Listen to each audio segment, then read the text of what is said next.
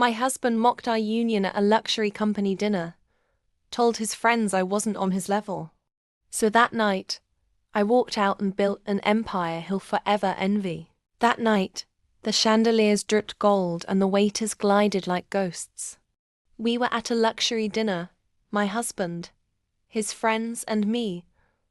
The decorative wife he paraded like a fine watch. They laughed about investments, yachts, and private jets.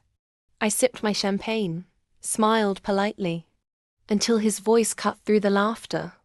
I doubt our sham of a marriage will survive another year, he said, swirling his wine. She's not on my level. They roared with laughter. He didn't notice I'd gone silent. He didn't notice when I excused myself, gracefully, as always. He didn't notice the moment his empire started to crack. I walked out that night and never went back. No scene, no tears. Just a calm exit and a small, cold smile. Because what he never knew was that while he'd been busy collecting mistresses and mocking me, I'd been quietly collecting power. See, that company he bragged about.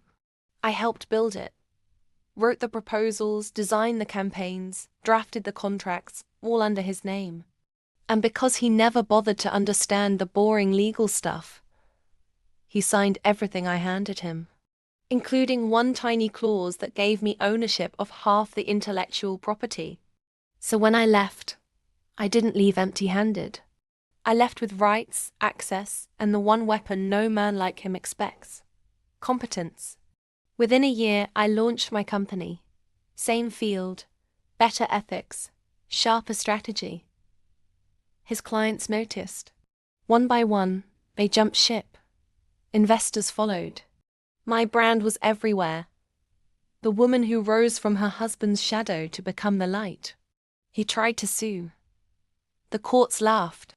Turns out the documents he'd signed over dinner 3 years ago, the ones I'd drawn up for tax purposes, they made me a silent co-founder. He was fighting me with my own signature. But the real twist, when the press called him for a comment on my success, he tried to smear me.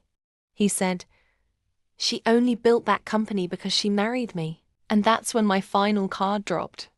I donated a portion of my profits to fund a women's entrepreneurship scholarship in his mother's name. Every headline the next morning read, "Wife he called below his level, funds hundreds of women to rise above theirs." His empire crumbled beneath the weight of his own arrogance. Mine soared, built on the foundation he never realized I was laying while he laughed. Now when people ask about him, I just smile and say, he was right. Our marriage didn't survive another year. But my empire did. If you loved that twist, the silent revenge that burns brighter than rage, hit subscribe. Because on this channel, we don't cry over betrayal. We turn it into power. Stay tuned for more stories where the underestimated rise and the arrogant fall.